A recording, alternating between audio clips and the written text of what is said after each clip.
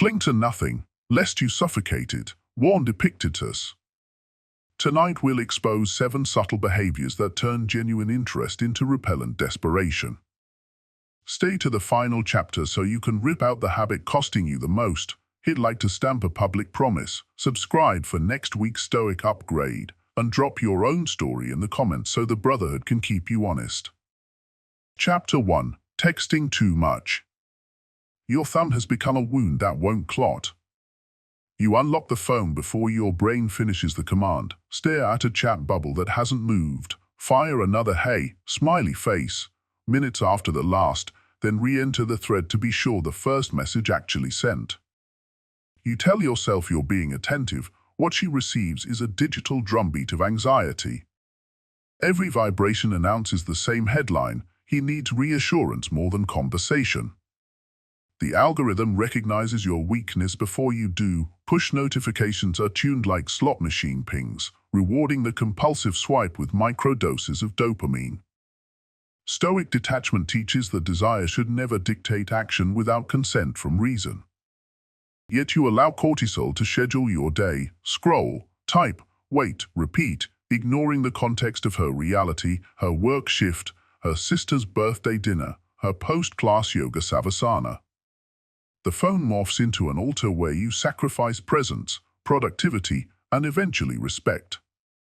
Excess texting also rewrites narrative speed. You burn through novelty in hours instead of weeks, spoon-feeding biographical trivia that once would have surfaced organically during walks or lingering coffees. The small mysteries, favorite childhood snack, secret guilty playlist, vanish in data dumps, leaving neither of you room to discover. Attraction thrives on pacing, desperation bulldozes pacing into immediate disclosure. Worse, the perpetual pinging chips away at your own credibility. Words lose value when they arrive like junk mail. 5 good morning messages in a row say you treat communication as a numbers game, not a crafted offering. Reclaim balance by imposing healthy friction. Draft every impulse in a notes app, let it steep for an hour, then reread and cut half. Ask if the message moves the story or merely feeds your addiction. Turn off read receipt fixations by disabling delivered and seen. Carve deep work blocks, study, lift, cook, call parents, and mute the thread during them. Prove to your nervous system that life unfolds whether or not her dots turn blue. Replace the phone reflex with deliberate sensation, cold water on wrists, 5 diaphragmatic breaths, stepping outside to track a cloud across sky. Each act trains body and brain that you already possess oxygen. You are not on relationship life support. Calibrate cadence the way musicians learn tempo. Send a note, then let silence measure its echo.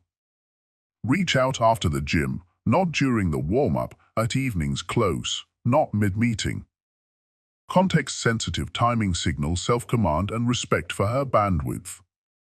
If she's busy, a single text acknowledges the reality instead of ignoring it. Knock out your deadlines, I'll catch you later.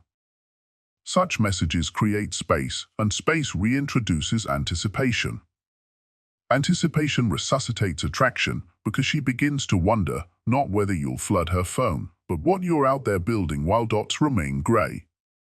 Observe her reciprocation. Healthy exchanges feel like tennis rallies, not dodgeball barrages.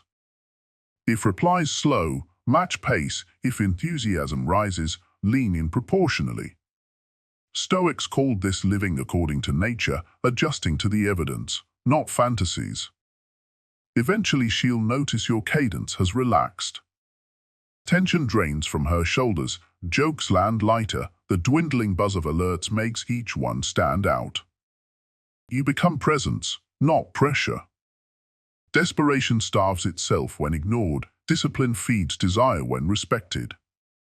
In the quiet intervals where you once panicked, purpose now grows. Iron shirts, grind representatives, learn phrases in her native language, and you arrive to the next conversation not depleted by waiting but enriched by living. Chapter 2. Overthinking everything. She texts, busy now, TTYL, and your mind detonates scenarios worthy of a conspiracy board. Maybe she's growing bored. Maybe a taller, funnier guy just walked into her afternoon. Maybe that meme you sent 3 hours ago triggered her entire political alarm system. One simple line becomes an M. Night Shyamalan script with alternate endings branching every time you replay the vibration in your head. You scroll back through the conversation and start interrogating every emoji like forensic evidence. Was that last smiley too neutral? Was the heart really pink or merely coral? Does the absence of an exclamation point signify disdain? Stoics labeled this raw, reflexive surge pro-pathos. Emotion springing before reason gets to put on its sandals. Left unchecked, pro-pathos mutates into full-blown catastrophizing. You screenshot messages for buddies, request amateur mind reading in group chats, consult Reddit strangers who pull tarot cards and confirm your worst suspicions. Overanalysis radiates outward. You pace hallways, ignore the spinach wilting on your plate, abandon water intake, sleep in 90-minute bursts while your brain scans her socials at 3:17 a.m. hunting for any fresh interaction you can decode. Paranoia, like a divining rod, always finds the drama it searches for. It digs until it hits insecurity, then drinks deep. Break the loop with objective checkpoints. Establish a rule. 3 unanswered messages across 48 waking hours equals data, not doom. Anything less is volatility masquerading as fact. Until that benchmark is truly crossed, divert energy into measurable pursuits, ship a draft of code, deadlift your bodyweight 5 times, nail Mandarin third-tone drills until your larynx vibrates with confidence. Mastery replaces rumination because the frontal cortex can't do deep work and cycle anxiety simultaneously. When intrusive thoughts attempt to coup, invoke Marcus Aurelius's razor. Does this lie within my control? If not, dismiss like spam. If yes, act, then move on.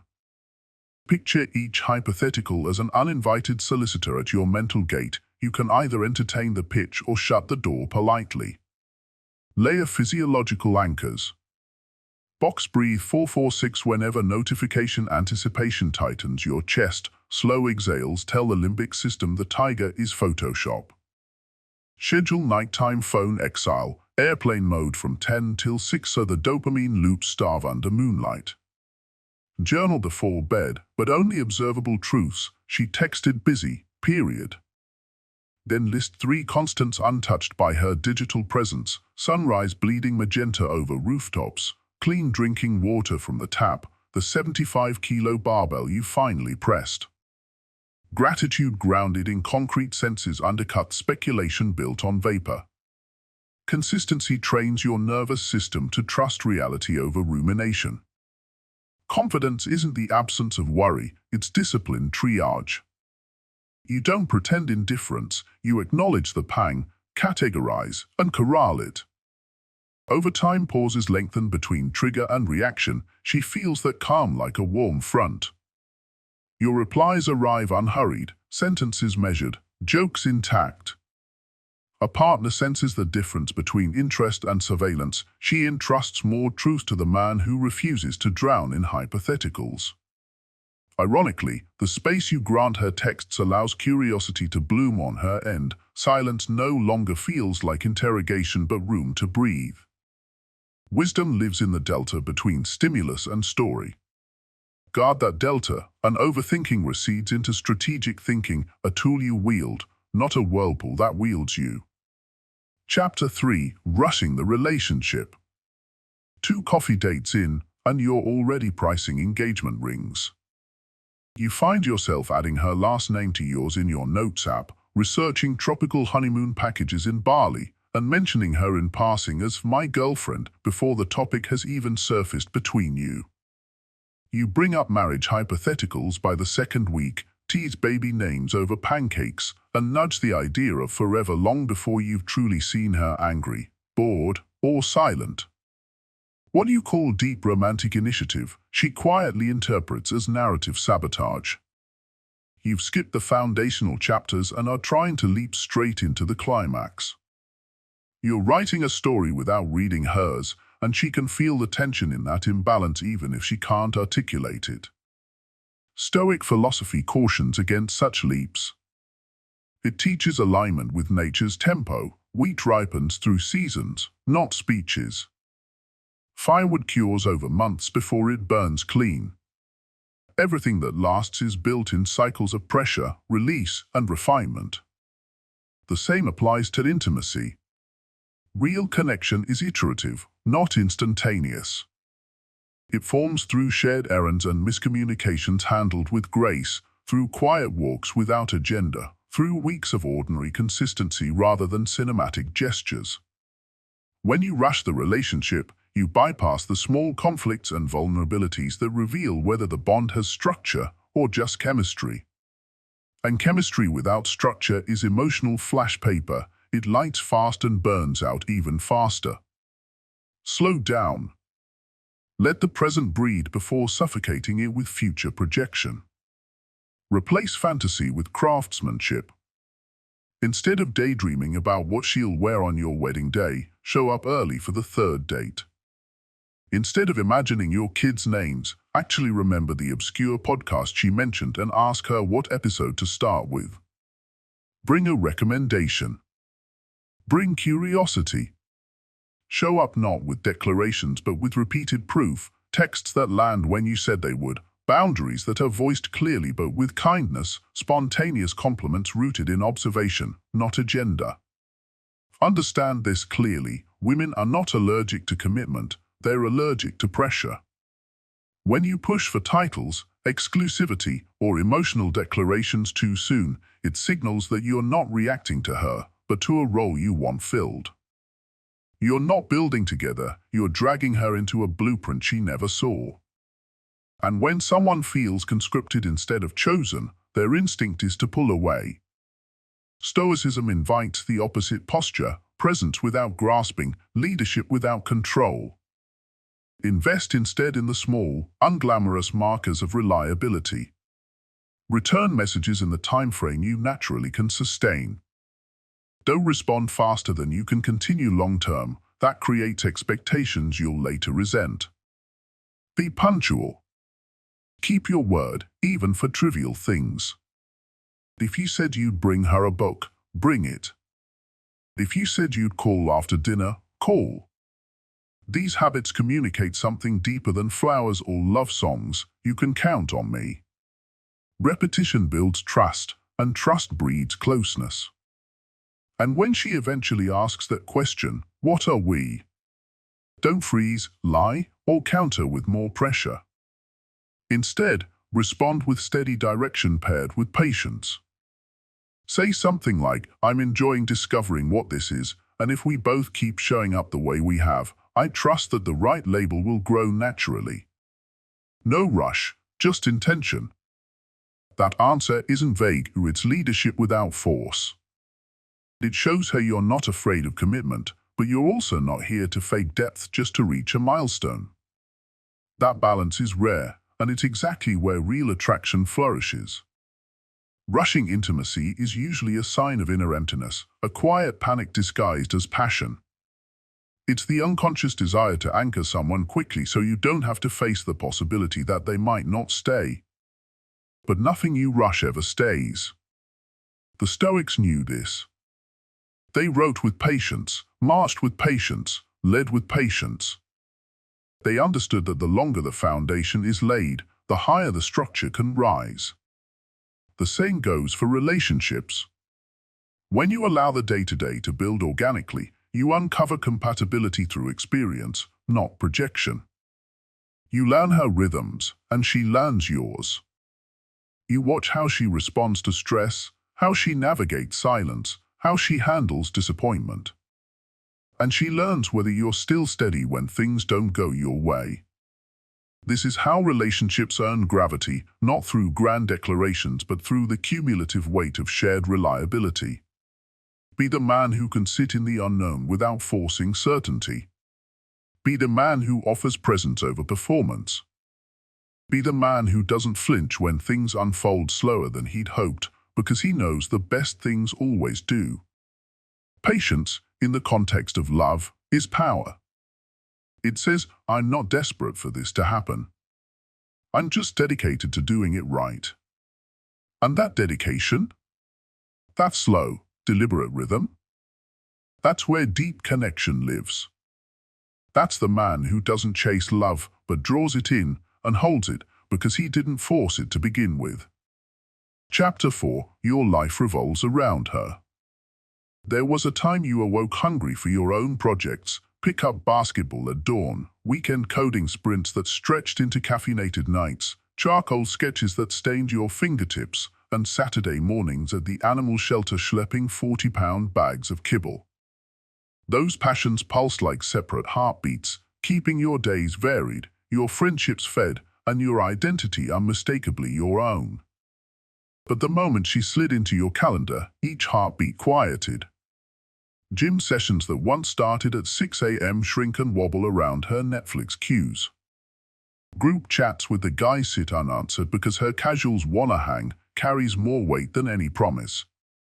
Work deadlines, previously a hill you die on, become negotiable if she texts a late-night craving for Thai and a ride across town. You interpret these pivots as demonstrations of devotion, convinced proximity will deepen intimacy. Instead, she reads them as dependency and drag. Without her gravitational pull, you drift, an empty orbiting rock that forgets its own spin. Stoic philosophy views purpose as ballast, the stabilizing weight that keeps a vessel from capsizing when winds shift. Strip a ship of ballast and the first strong gust flips it. Strip a man of purpose and the first emotional squall knocks him off keel, jealousy, disagreement, even her mildly distracted mood. She feels that imbalance like an undertow. If you abandon your own coastline whenever she beckons, she intuits that her smallest wave can drown you both. Attraction transforms into dread. If he vanishes in my shadow, how can he stand beside me in sunlight? The very closeness you chase pushes her away, because closeness without individual gravity registers as burden, not partnership. Rebuild by resurrecting your dormant callings. Pull the dusty guitar from the closet and schedule a half-hour of scales before breakfast, no matter where her good morning text lands. Reclaim the basketball court every Thursday at 7. If she wants to watch, great. If not, you still lace up and dribble under street lamp halos. Revive the coding side project, the volunteering shift, the basement workshop where your hand-shaped word, would, or code into something new. These aren't distractions from love, they are proof you can host love without devouring it. Purpose doesn't compete with romance, it fertilizes it. When you're learning a new language nightly, your brain lights with stories to share. When you solo hike a dusty ridge every quarter, you return with lungs full of mountain air and patience that city weekends rarely feed. She senses fresh energy and wants to stand in its glow, not flee its vacuum. The mechanics are simple but non-negotiable. Slot purpose before preference, then guard the slot like ancestral territory. Tell her, Saturdays I surf at dawn and read on the sand until 9, let's grab coffee after, or I have coding hours tonight till 10, want to FaceTime after I push my commits. Speak these boundaries with warmth, not defensiveness. Boundaries delivered calmly announce security, boundaries delivered apologetically smell like paperwork waiting to be revoked. Then honor the plan. Cancel once and she hears your purpose has an easy eject button. Keep the schedule through minor temptations and she learns your compass is welded, not magnetized to her mood. Expect initial resistance if the imbalance has been long-standing. She may test the new perimeter, skip your run and watch this movie with me. Say no gently, invite her to join the run instead, or propose popcorn after you return. Each no with an alternative yes shows you're choosing integration, not isolation. You're saying, I want you in my orbit, not at its cost. Over time she recalibrates. She stops worrying that her random cravings will derail your career or health. That trust grows into desire because nothing is more attractive than a man who steers a ship sturdy enough to welcome passengers without surrendering the helm. Something else shifts, friends who'd faded into the background hear from you again. They feel respected rather than rank-ordered below romance. Community events see your face more. Mentors notice the renewed consistency and offer bigger roles. Your identity network strengthens, and she discovers she's dating a man connected to a vibrant ecosystem rather than clinging to her vine like a heavy fruit. Shared stories multiply, inside jokes from Wednesday League soccer, insights from Saturday volunteer debriefs, anecdotes from book club debates. Conversation with you becomes a constellation, not a cul-de-sac, offering her endless directions to explore. Most crucially, you inoculate the relationship against future turbulence. When layoffs strike, you have side income from that coding hobby. When family illness pulls her focus, you have independent anchors so you can support her without resentment. If disagreements arise, you retreat to your meditation practice or hammer red oak in the shop, cooling steam so discussions resume in reason. Purpose doesn't guarantee conflict-free love, but it ensures conflict doesn't erode core identity. Couples who orbit mutual growth survive solar flares. Couples structured around a single gravity source implode when that source flickers. Remember, purpose isn't static. As you evolve, some passions retire and others ignite. The discipline is not any single hobby, it's the unwavering commitment to cultivate self-directed energy. If you're sidelined by injury, study languages or digital art. If times grow lean, pivot to cost-free passions, library research, bodyweight calisthenics, sunrise photography with a phone. The external may change, the internal posture of sovereignty must remain. Once she witnesses you thrive independent of her attention, something paradoxical happens. She leans closer, not because you asked, but because genuine autonomy is magnetic. Closeness now stems from choice rather than dependence. Your separate orbits synchronize into a stable binary star system, two sources of light, each enhancing the other's pull without eclipsing it. Romance matures from consumption to collaboration, from her solar gravity and your freezing moon to two bodies generating warmth together. And it started the moment you dusted off the hatch of that dormant passion and dove back in, not away from love, but toward a version of yourself capable of sustaining it. Chapter 5. Your mood depends on her. Blue ticks appear, instant euphoria. 2 hours of silence, sudden darkness. She chuckles at a co-worker's story, jealousy erupts like a storm system. Your entire emotional life, which once spanned personal goals, hobbies, deep conversations, and physical challenges, now narrows to the pulse of a notification. A screen lights up, and your mood spikes. A delay follows, and your day implodes. You call it love, or passion, or deep interest, but what she experiences is volatility. The Stoics would call it slavery to externals, your peace held hostage by another person's attention span. And to her nervous system, that volatility registers as a red flag. If her smallest choice triggers massive emotional swings, what happens when real life delivers actual hardship, sudden job loss, family illness, difficult compromise? When your mood depends on her, your relationship becomes an emotional seesaw. 1 minute you're glowing from a compliment she gave, the next you're spiraling from a text she didn't send. This is not romance, it's reactivity disguised as connection. What begins as sensitivity ends up as surveillance. You check her last active timestamp like a vital sign, interpret silence as punishment, and make affection contingent on perfect behavior. That's not love.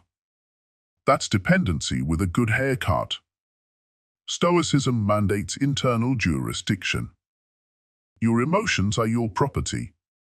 No external event, no traffic jam, failed deal, or unread message deserves the keys to your command center. Begin regaining control by reverse engineering your emotional triggers. Does an unread message spike your cortisol? Breathe in a box pattern for seconds in, hold 4, exhale 6. Remind your nervous system that waiting doesn't equal abandonment. Does seeing her online without a reply set off paranoia? Use that discomfort as a rep, phone on airplane mode, 90 minutes of focused work, read, build, train, plan. Let your nervous system feel time without tether. End your day with a mental audit. Write down 3 wins or gratitudes that have nothing to do with her. Sunrise witnessed, book chapter finished, deadlift PR logged. You teach yourself, one entry at a time, that joy and meaning exist independently of her digital presence. Emotional self-sufficiency is not emotional withdrawal. It doesn't mean detachment or apathy. It means you're capable of affection without demanding constant reassurance. You can give without keeping score. Love becomes a gift, not a deal. And that freedom liberates her, too. She no longer tiptoes around your moods, no longer fears a bad signal or busy day will unravel you. Her nervous system relaxes because she knows your internal weather report is steady, even if clouds pass. That relaxation allows her to be playful, vulnerable, and real. The connection deepens not because you're more needy, but because you're more grounded. Building this stability is a discipline, not a default. Replace dopamine dependency with internal feedback. Track your energy levels, not her replies. Measure progress by representatives logged, deals closed, words written, not emojis received. Use rituals to anchor yourself, journaling, cold exposure, early rising, deep breathing. Each practice recenters your emotions where they belong, in your domain. When storms come, you've already rehearsed the response. You become your own anchor, not her emotional sail flapping in every wind. There will be setbacks. Days when silence aches. Moments when a delayed reply spins up old narratives of rejection. Don't repress the feeling, observe it. Sit with it without acting. The feeling is real, the story is optional. And once you let the wave pass without building a castle on its shore, you prove to yourself that you're not at the mercy of external tides. That's Stoic strength in motion. Eventually, the entire rhythm of your relationship shifts. You're no longer chasing affirmation, you're offering presence. You're no longer logging emotional miles over digital absences, you're walking solid ground, building something meaningful. She feels the difference. Her laughter gets freer. Her space feels safe. You're no longer her caretaker or her project. You're her equal, her complement, her mirror for grounded masculinity. And if the relationship ends? You hurt, but you don't collapse. Because your core isn't built on her presence, it's built on your principles. And that kind of man, anchored, responsive, whole, doesn't need to cling. He attracts, builds, and rebuilds without losing his center. That's not cold. That's confidence earned the hard way, one decision at a time, one breath at a time, until your joy belongs fully to you again. And when that happens, real connection becomes possible, because it's chosen, not clutched. Offered, not begged for. And that, in the end, is what makes love stronger than need. Chapter 6, Seeking Constant Validation. Compliments are meant to be fuel, octane boosts for momentum, yet you've converted them into oxygen, a substance without which you gasp. The evidence is everywhere, mirror selfies dispatched like homing pigeons, thirst for emoji applause on every story, micro polls about shirt colors, beard length, workout numbers. A date can go marvelously, conversation fluid, laughter genuine, yet if she doesn't crown the night with emphatic praise, you label the evening shaky. Each interaction becomes a referendum on your worth, and unwittingly you draft her into unpaid emotional labor. She must proofread your insecurities before they spill, affirm your jokes lest they detonate into self-doubt, applaud your accomplishments as though silence would erase them. The strain is subtle at first, but persistent need corrodes desire. When admiration becomes obligation, affection curdles into caretaking.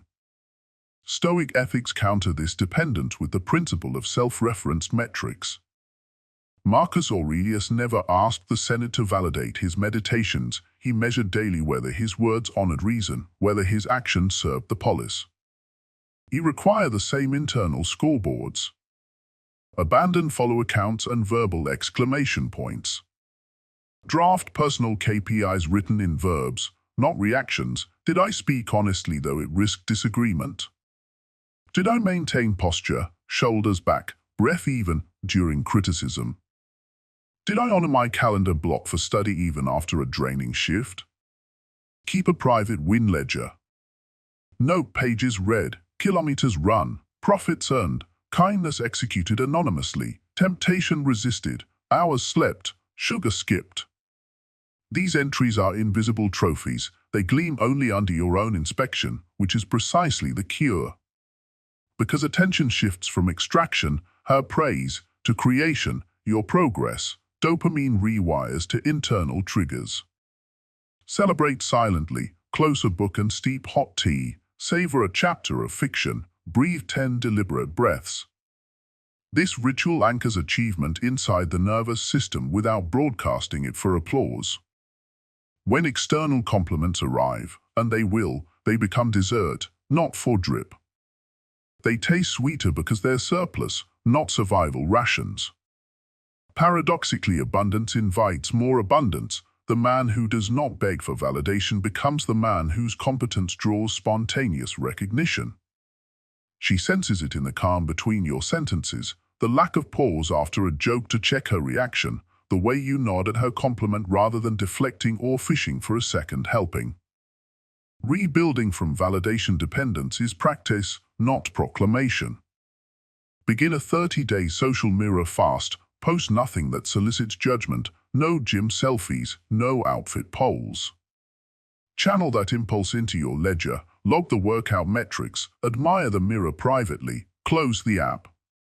Train conversational restraint, respond to her praise with a genuine thank you, I'm glad you enjoyed, then pivot to asking about her project or passion.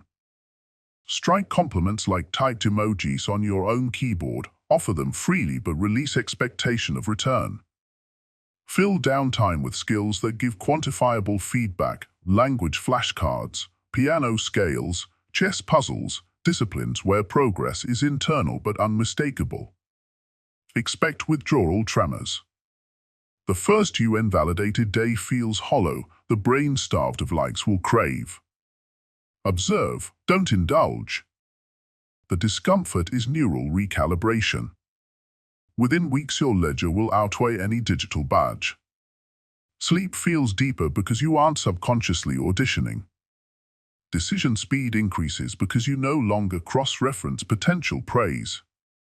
Emotional bandwidth once spent scanning for approval redirects to empathy, noticing subtle shifts in her tone, her fatigue, her humor. She experiences a man who can receive her compliment with gratitude yet remain buoyant without it, a partner, not a patient. Ultimately, the shift frees both of you. She can surprise you with praise rather than feed you on schedule. You, no longer starving, can offer stronger validation back, praise that costs nothing because it flows from surplus, not trade. In Stoic terms, you've reclaimed your inner citadel, its walls now decorated with private victories unseen by the crowd. And from that citadel you project a sovereignty that attracts sovereign people, women, mentors, allies, who respect the man who feeds himself first and shares the feast after. Abundance respects abundance, need repels it. Choose the ledger, silence the craving, and watch the compliments return, this time, echoing rather than sustaining. Chapter 7. Jealous Surveillance. You think vigilance equals care, so you monitor likes on her posts, track her active status, quiz mutual friends about her whereabouts. Each check spikes suspicion and ironically Chapter 7. Jealous Surveillance. You tell yourself vigilance is synonymous with devotion, so your thumb becomes a private detective, refreshing her socials every 10 minutes, cataloging the hearts and fire emojis beneath her photos, cross-referencing timestamps to deduce who made her laugh at 11:07 p.m. You disable last seen on your own apps, but only after screenshotting hers. You ping mutual friends with casual inquiries that are anything but casual. Hey, was she at that party late? Each micro-check injects just enough cortisol to keep suspicion alive, and suspicion, like mildew, thrives in damp corners of assumption. Instead of building closeness, your covert patrols encourage exactly what you dread: distance. She feels the pressure even if you never mention your reconnaissance. Emotional air thins when she senses an audit lurking behind every vibration. Surveillance weaponizes insecurity. The Stoics warned that control languages are prisons, walls for the captive, bars for the jailer. Confidence, in their calculus, reveres agency. Love freely chosen eclipses love enforced by locks. The remedy requires an abrupt ceasefire. Go cold turkey on the spy rituals. Disable read receipts and last active indicators across all platforms. Delete the browser bookmark that auto-opens her profile. When a curiosity itch flares, where is she? Treat it like any destructive craving. Breathe, note it, let it expire. UN scratched. Trust that if deceit exists, time and pattern will reveal it, and you'll respond with dignity then, instead of paranoia now. Redirect the protective impulse outward to domains you can influence. Train situational awareness in public spaces so you can actually shield her physically if needed. Take a basic first aid course and keep a stocked kit in your trunk. Shore up finances so emergencies never corner you into desperation. These upgrades transmute anxious energy into tangible capability. You become a man who can guard when circumstances demand, yet never cages when circumstances don't. As you release the digital leash, the atmosphere between you shifts almost immediately. She senses the missing weight and inhales a lungful of ease. Conversation lightens, her phone buzzes, and you no longer flinch because your self-worth is no longer on the line. Ironically, the transparency you feared losing starts to grow. Freedom invites honesty more reliably than interrogation does. Suspicion had been carbon monoxide, colorless, odorless, lethal in accumulation. Removing it lets trust become oxygen again, feeding intimacy until it deepens like lung capacity after altitude training. The relationship stops feeling like probation and starts feeling like partnership, two sovereign individuals choosing, day after day, to sail the same course, not because one keeps the other on deck with chains, but because shared winds feel better than solo drift. Stoic calm doesn't blind you to real threat, it equips you to meet it with composure. If betrayal ever appears, your preparations, emotional and practical, will anchor you. Until then, cultivate the courage to let her phone light up without deciphering the Morse code of every notification. Courage to see her step into a crowded room and know that your value is not determined by how quickly she waves you over. Courage to trust that bonds grown in spacious sunlight outlast those forced in shaded cages.